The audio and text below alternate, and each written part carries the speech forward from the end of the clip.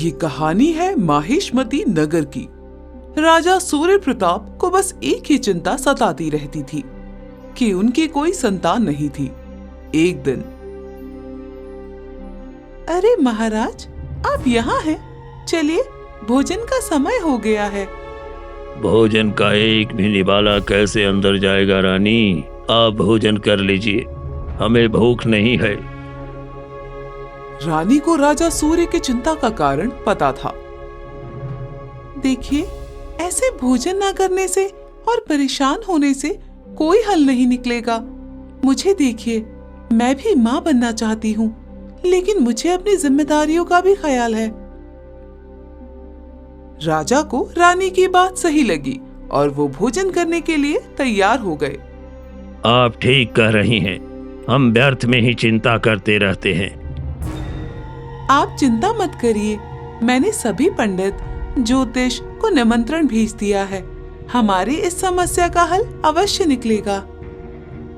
भगवान करे आपकी बात सही हो रानी जी। चलिए, अब तो आप भोजन करेंगे ना?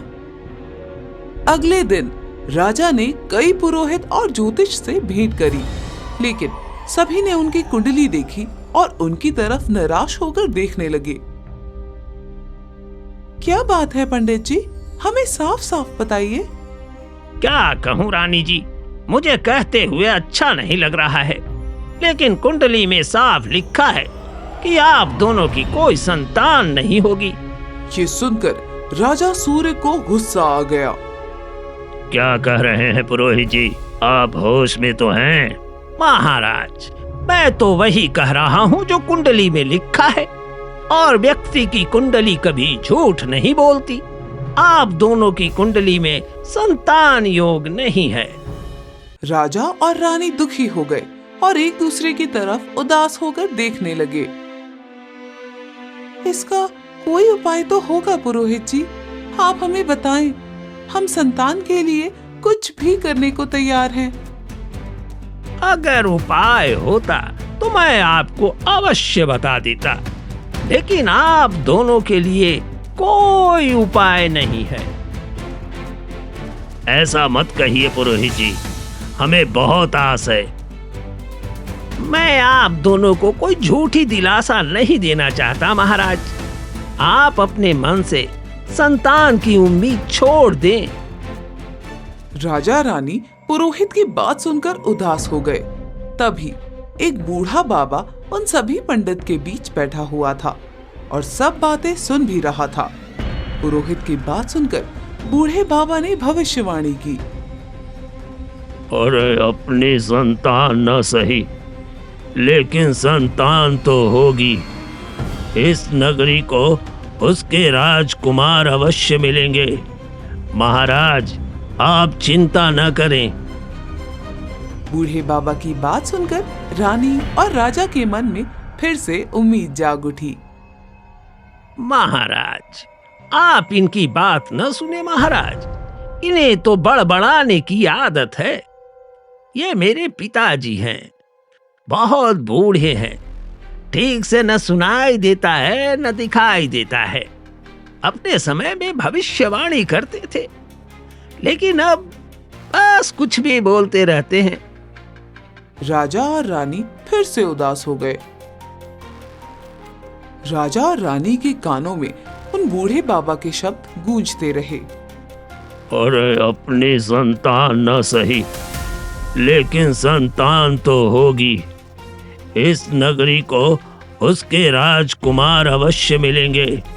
महाराज, आप चिंता न करें। अगर हमारी संतान नहीं हो सकती तो कैसे राजकुमार मिलेगा इस नगरी को? बाबा की भविष्यवाणी ने तो मेरी रातों की नींद ही छीन ली है जी। आप ठीक कह रही हैं रानी, मैं भी बस यही सोचता रहता हूँ कि बाबा के शब्दों का मतलब क्या था। मुझे लग रहा है कि पुरोहित ठीक कह रहे हैं। बूढ़े बाबा ने ऐसे ही कह दिया होगा। महाराज, हमें संतान की उम्मीद ही छोड़ देनी चाहिए। आप ठीक कह रही हैं। जीवन में और बहुत सी चीजें हैं, हमें उन पर ध्यान देना चाहिए। सही कहा आपने। कल से हम अपने जीवन की नई शुरुआत करेंगे। महल में राजा और रानी ने संतान की उम्मीद छोड़ दी थी। कुछ दिन बीत गए और राजा और रानी अपनी जिम्मेदारियों में व्यस्त हो गए। उसी नगर में कमल नाम का एक लड़का रहता था। वो पढ़ने में बहुत अच्छा था, लेकिन उसकी पढ़ाई रोक दी गई और उसे अपने चाचा के साथ खेत पर काम करने जाना पड़ता था। कमल सबकी सहायता करने में सबसे आगे रहता था। उसके माँ और पिता नहीं थे। वो अपने चाचा और चाची के साथ रहता था। उसकी चाची उसके साथ अच्छा बर्ताव नहीं करती थी। कमल, मैंने तुझे लकड़ी लाने को बोला था और तू अभी तक नहीं लाया। जल्दी जाकर लेकर आ। चाची मुझे माफ कर दीजिए, मैं बस जा ही रहा था। कमल के चाचा ये सब देख रहे थे। उन्हें अपनी पत्नी का ये बर्ताव बिल्कुल पसंद नहीं था। क्यों रमेश की माँ, कमल से ही हर काम क्यों कराती रहती हो? और ये रमेश, ये कब से यहीं बैठा है और बस जब देखो खाता रहता है। अरे कुछ काम इससे भी करा लिया करो। अरे आप चुप रहिए। ये कोई उम्र है रमेश के काम करने की? फूल जैसा बच्चा है मेरा, कहीं कुछ हो गया तो? आप चिंता मत करिए चाची जी, मैं लकड़ी ले आता हूँ। ठीक है कमल, मैं भी साथ चलता हूँ, फिर हम साथ में खेत चलेंगे। ठीक है चाचा जी। कमल और चाचा जी खेत में काम कर रहे थे। उन्हें काम करते हुए दोपहर हो गई और उन दोनों को अब भूख लगने लगी। ये रमेश अभी तक खाना लेकर क्यों नहीं आया? एक ही तो काम मिला है इसे, वो भी निकम्मा ठीक से नहीं कर सकता। कोई बात नहीं चाचा जी, खाना मैं ले आता हूँ। यूं गया और यूं आया बस। अरे तू रहने दे, मैं ही जाता हूँ। आज इस रमेश की खैर नहीं, भले ही तेरी चाची कुछ भी कहे। कमल के चाचा खाना लेने के लिए चले गए।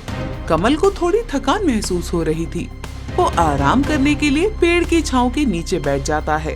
कमल की आंख लग ही रही थी कि तभी उसे एक व्यक्ति की आवाज सुनाई दी। अरे कोई तो मेरी सहायता करो, कोई तो मेरी सहायता करो। कमल देखता है कि वो राजा की बग्गी थी, जिसका पहिया गड्ढे में अटका हुआ था। सिपाही और सारथी उसे बाहर निकालने में लगे हुए थे। कमल तुरंत ही सहायता करने के लिए चला गया। उसने भी पहिए को हाथ लगाया और जोर से खींचने लगा और पहिए को गड्ढे में से निकाल दिया। ये देख राजा बहुत खुश हो गए। तुम्हारा बहुत बहुत धन्यवाद बेटा। क्या नाम है तुम्हारा? जी, मेरा नाम कमल है महाराज, और आपको धन्यवाद करने की जरूरत नहीं है। आप इस नगर के राजा हैं। राजा देखता है कि कमल के हाथ में पहिए से चोट आ गई थी और खून भी बह रहा था। ये क्या कमल, तुम्हें तो चोट लग गई है। कोई बात नहीं महाराज, ऐसी चोटें तो आए दिन लगती रहती है, आप चिंता ना करें। राजा ने कमल की बात नहीं सुनी। तुम मेरे साथ मेरे राजमहल चलो। कमल ये सुनकर हैरान रह गया और उसे नगर के राजा ने राजमहल में बुलाया। किस सोच में खो गए? चलो आओ। मेरे चाचा अभी आते ही होंगे, मैं उन्हें यहाँ नहीं मिलूंगा तो उन्हें मेरी चिंता होगी। ठीक है, मैं किसी से कह दूंगा कि वो तुम्हारे घर जाकर घर वालों को सूचना दे दें। अब तो चलोगे ना? जी महाराज। महल के वैद्य जी ने कमल का इलाज किया। राजा ने कमल से बहुत सारी बातें करी। उन्हें कमल का साथ बहुत अच्छा लग रहा था। देखते ही देखते काफी वक्त बीत गया।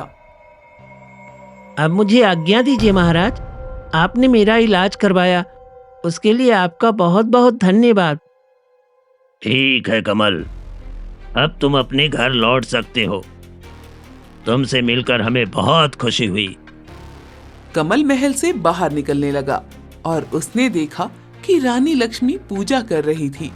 कमल भी आरती में शामिल हो जाता है। मैं भी महल के मंदिर का दर्शन कर लेता हूँ, फिर ऐसा मौका कहाँ मिलेगा। वो देखता है रानी का दुपट्टा दिए की लौ से छू रहा था। देखते ही देखते रानी का दुपट्टा जलने लगता है। कमल ने जैसे ही ये देखा, उसने दुपट्टा बीच में से फाड़ दिया। रानी ये देखकर घबरा गई। अगर आज तुम नहीं होते तो मेरा क्या होता? तभी वहां राजा सूर्य भी आ गए और रानी ने उन्हें बताया कि कमल ने कैसे उनकी जान बचाई। तुम जितने नेक हो उतने ही बहादुर भी हो कमल। हमें तुम पर गर्व है। अब तो हम तुम्हें भोजन किए बिना जाने नहीं देंगे। कमल के घर पर कमल की चाची गुस्से से आग बबूला हो गई, लेकिन कमल के चाचा बहुत खुश थे। राजा के साथ भोजन, वाह वाह, कहना पड़ेगा कमल बड़ा ही तकदीर वाला है। ऐसा नसीब किसका होता है भला? ये सुनकर चाची और भड़क गई। अरे छोड़ो, ये सब तो तुक्के से हो जाता है कभी कभी। किस्मत तो मेरे बेटे रमेश की चमकेगी, देखना। राजमहल में कमल राजा के साथ भोजन करने बैठ गया। राजा अपनी थाली से कमल को निवाला खिलाने लगे। लो कमल, तुम मेरी थाली से पहला निवाला खाओ। महाराज, मैं कैसे? अरे चलो खाओ जल्दी। कमल ने झिझकते हुए राजा की थाली से पहला निवाला खाया और खाते ही बेहोश हो गया। कमल, कमल, क्या हुआ तुम्हें? अरे कोई वैद्य को बुलाओ जल्दी। वैद्य ने कमल की जांच करी और उसे दवाई देकर सुला दिया। अब घबराने की कोई बात नहीं है, मैंने शरीर से जहर निकाल दिया है। वैद्य की बात सुनकर राजा हैरान रह गए। जहर? ये आप क्या कह रहे हैं वैद्य जी? जी महाराज, कमल ने जो भोजन खाया उसमें जहर मिला हुआ था। वो तो कमल का शरीर स्वस्थ है और वो अभी किशोरावस्था में है, इसलिए उसकी जान बच गई। अगर इस खाने को कोई बड़ा व्यक्ति खाता तो तुरंत उसकी मृत्यु हो जाती। राजा को समझ आया कि एक बार फिर कमल के कारण उनकी जान बच गई, क्योंकि वो जहर किसी और के लिए नहीं बल्कि राजा के लिए था। रसोई से जब इसके बारे में पूछा गया तो वो दूसरे साम्राज्य का गुप्तचर निकला, जिसे राजा को मारने के लिए भेजा गया था। न जाने कितने दुश्मन बैठे हैं हमारे, आए दिन हमले होते रहते हैं। महेशमती साम्राज्य है ही इतना बड़ा कि इस राज्य पर ना जाने कितने लोगों की नजरें लगी हैं। आप चिंता मत कीजिए, सब ठीक हो जाएगा।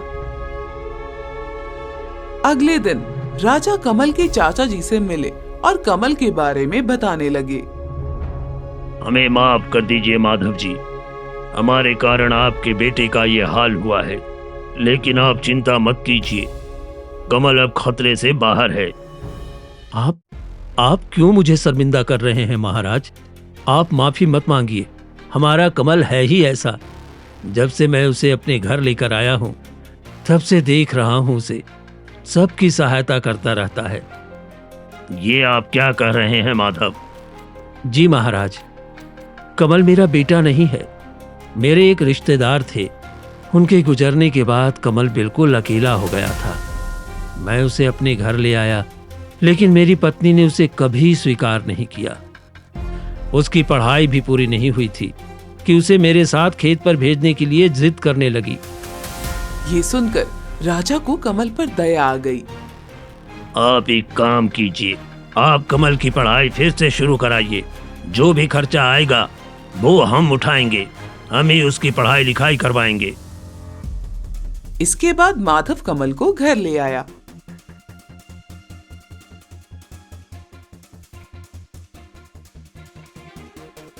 कमल, तुम बहुत तकदीर वाले हो।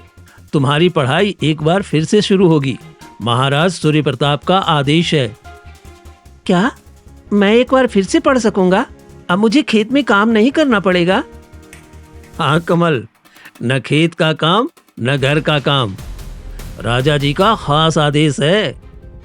ये सुनकर कमल की चाची को गुस्सा आ जाता है और वो मुंह बनाकर वहां से चली जाती है। राजा जी का ये एहसान मैं कभी नहीं भूलूंगा। कुछ समय के बाद कमल ने अपनी पढ़ाई पूरी कर ली और अब वो आगे की पढ़ाई के लिए दूसरे राज्य में जाना चाहता था। वाह कमल वाह, तुम पढ़ाई करने के लिए विदेश जाना चाहते हो। जाओ कमल, जहाँ जाना चाहते हो जाओ। महाराज, मुझे लगता है पहले कमल की शादी कर देनी चाहिए। इसकी उम्र भी तो हो गई है। कमल को अभी शादी नहीं करनी थी, उसे तो पढ़ाई करनी थी। नहीं चाचा जी, मैं और पढ़ना चाहता हूँ। तुम्हें पढ़ने के लिए कोई नहीं रोक रहा है कमल। तुम्हारे चाचा जी ठीक कह रहे हैं। पहले तुम्हारी शादी हो जाए, फिर जितना चाहे उतना पढ़ लेना। कमल राजा की बात नहीं टाल सकता था। जैसा आप लोग ठीक समझें। कमल की शादी हो गई और अब वो पढ़ाई और अपना गृहस्थ जीवन खुशी खुशी बिताने लगा। कमल ने पढ़ाई करने के बाद अपना व्यापार खोला, रुई का व्यापार शुरू किया और उसमें खूब कामयाबी मिली। फिर एक दिन खुशखबरी मिलती है कि कमल की पत्नी रेखा मां बनने वाली थी। राजा और रानी ये सुनकर बहुत खुश हो गए। आज मैं बहुत खुश हूँ कमल। मेरा मन कर रहा है कि पूरे नगर को सजा दूं। मेरे लिए आपके दिल में इतना प्यार देखकर मुझे बहुत अच्छा लगता है महाराज। तुम हो ही प्रेम के लायक कमल। रानी रेखा का बहुत ध्यान रखती थी। सब कुछ अच्छा चल रहा था, लेकिन कुछ दिन से रेखा की हालत ठीक नहीं थी। वो दिन ब दिन कमजोर होती जा रही थी। ना ही कुछ ठीक से खाती थी, ना ही दवाई लेती थी। कमल को रेखा की चिंता होने लगी थी। रेखा, तुम अपना ख्याल क्यों नहीं रख रही हो? पता नहीं क्यों, बड़े दिनों से बहुत अजीब सा लग रहा है। ना कुछ खाने का मन करता है, ना पीने का। बहुत कमजोरी महसूस हो रही है। रेखा, तुम्हें अपने बच्चों का भी ख्याल रखना होगा। अरे अपने लिए ना सही, कम से कम अपने बच्चों के लिए तो ठीक से खाओ। मुझे लग रहा है कि आप एक बार वैद्य जी को बुला लीजिए। ठीक है, मैं वैद्य जी को खबर करता हूँ। रेखा को देखने के लिए वैद्य आ गए।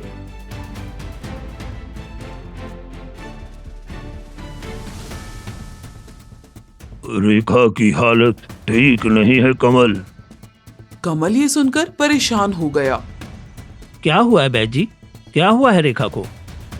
उसे कुछ नहीं हुआ है, लेकिन उसका शरीर बच्चे को संभालने के लिए तैयार नहीं है, कमजोर है।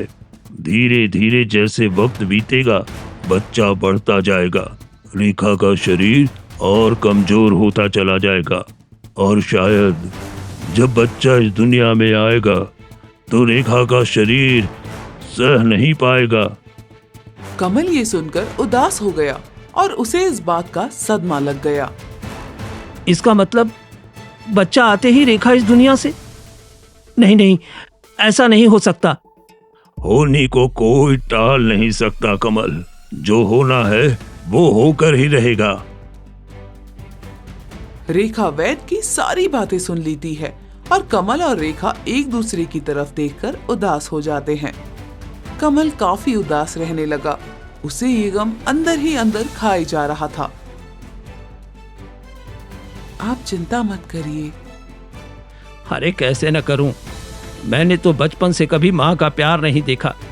अब मेरे बच्चे के साथ भी वही होगा। ये सोच सोच कर मैं पल पल अंदर ही अंदर घुट रहा हूँ। क्या पता कोई चमत्कार हो जाए। मेरे साथ कोई चमत्कार नहीं होता रेखा। जो भी मुझसे जुड़ता है उसका बुरा ही हाल होता है। तुम्हारी मुझसे शादी नहीं हुई होती तो ये नहीं होता।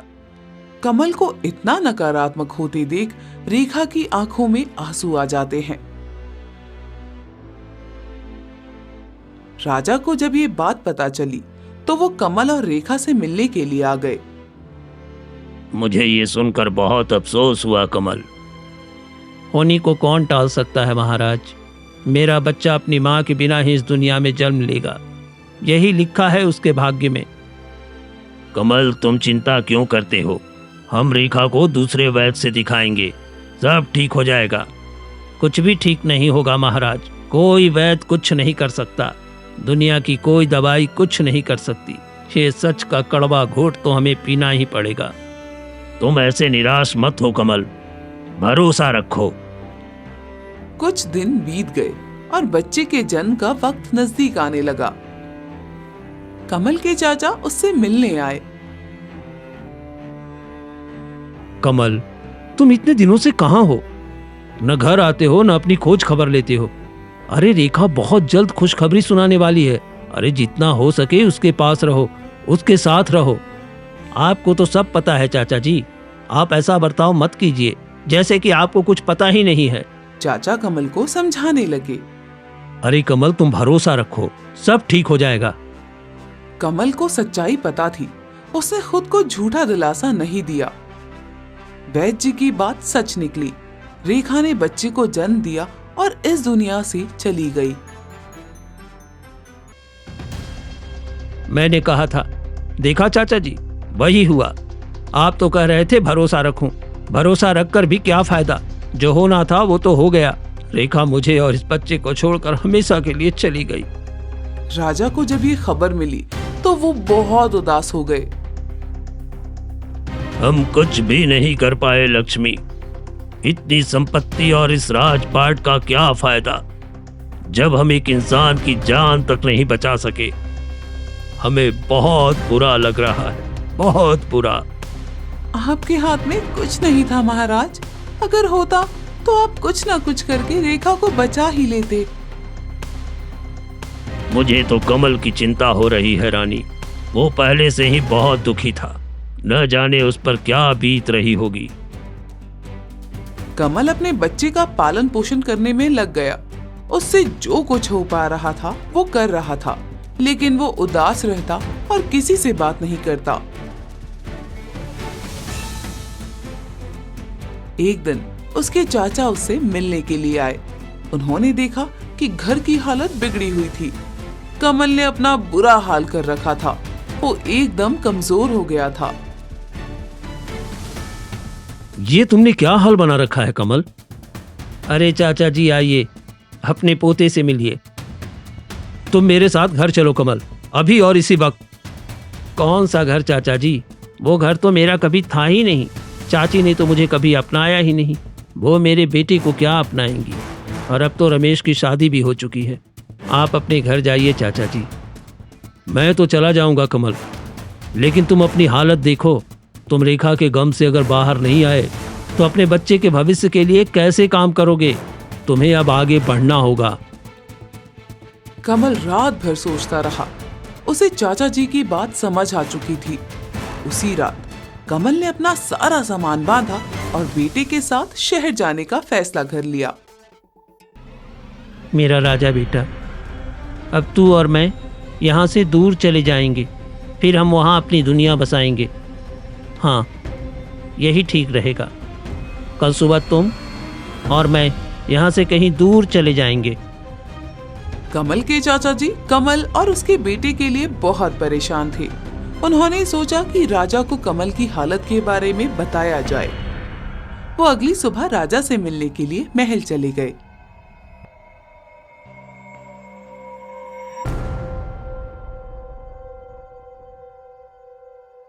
महाराज, मुझे कमल की बहुत चिंता हो रही है।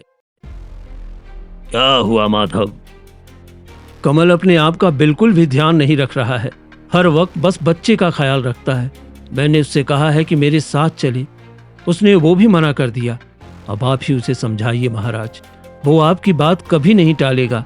कुछ कीजिए महाराज। अच्छा हुआ तुमने हमें ये सब बता दिया। हम अभी ही उससे मिलने जाते हैं, तुम चिंता मत करो। माधव राजा सूर्य से मिलकर अपने घर लौट गया। राजा कमल से मिलने के लिए तैयार हो रहे थे। उनके बगल में एक सेवक खड़ा था। आप इतनी सुबह कहाँ जा रहे हैं महाराज? मैं कमल से मिलने जा रहा हूँ रानी। कमल के चाचा ने मुझे बताया है कि उसकी हालत ठीक नहीं है। मुझे उससे मिलने जाना ही होगा। जी ठीक है महाराज। राजा का सेवक कक्ष से बाहर निकलता है और एक गुप्त जगह पर जाकर एक नकाबपोश से बातें करने लगा। सुनो, राजा अभी नगर की ओर निकलने वाले हैं। सुबह का वक्त है, कोई चहल पहल नहीं होगी। तुम अपना काम आसानी से कर सकते हो। वो सेवक दूसरे राज्य का गुप्तचर था और ऐसे ही किसी मौके की तलाश में भी था। राजा कमल से मिलने के लिए महल से निकल गए।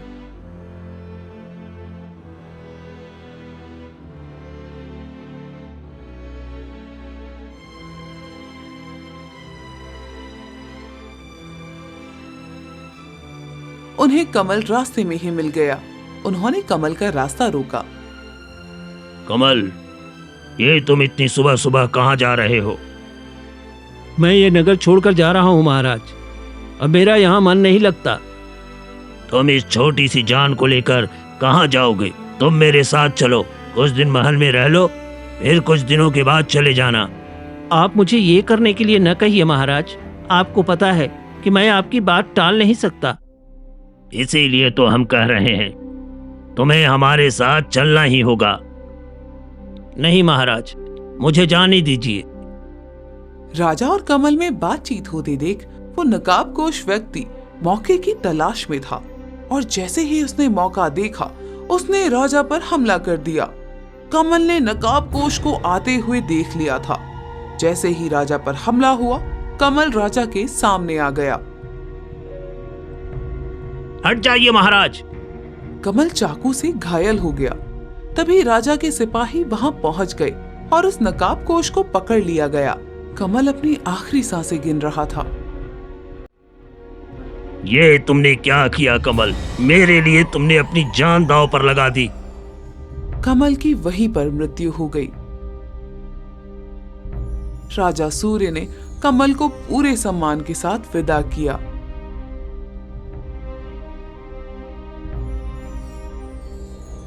और उसके सम्मान में कमल की एक विशाल मूर्ति बनवाई। राजा ने उस मूर्ति पर हार चढ़ाया। कमल के चाचा चाची और अन्य परिवार भी वहीं थे। सब कमल की याद में रो रहे थे। कमल के सम्मान में हम जितना कहें उतना कम है। उसने हमेशा राज परिवार की सहायता करी है। आज मैं राजा सूर्य प्रताप कमल के पुत्र को राज्य का उत्तराधिकारी घोषित करता हूँ। मैं और मेरी पत्नी कमल की इस मासूम निशानी को माँ और पिता का प्यार देंगे और हमेशा उसकी रक्षा करेंगे। ये हमारा वचन है। राजा की बात सुनकर सब लोग ताली बजाने लगे। तभी वहां बूढ़े बाबा भी आ गए। राजा ने उनकी तरफ देखा और उनकी की गई भविष्यवाणी को याद करने लगे। अरे अपनी संतान न सही, लेकिन संतान तो होगी। इस नगरी को उसके राजकुमार अवश्य मिलेंगे। महाराज, आप चिंता न करें। आप सच में त्रिकालदर्शी हैं बाबा। आपकी भविष्यवाणी तो सच हो गई। बस दुख इस बात का है कि इस भविष्यवाणी को सच होने के लिए कई बलिदान दिए गए हैं। बलिदान के बिना बदलाव नहीं आता है राजन। इस बच्चे की कुंडली में राजयोग था और उसे तो सच होना ही था। कमल का बेटा तो सच में तकदीर वाला है। क्यों रमेश की माँ, अब तो इस बात को मानोगी? किस्मत से बलवान कुछ भी नहीं होता। खूनी अपना रास्ता खुद बना लेती है।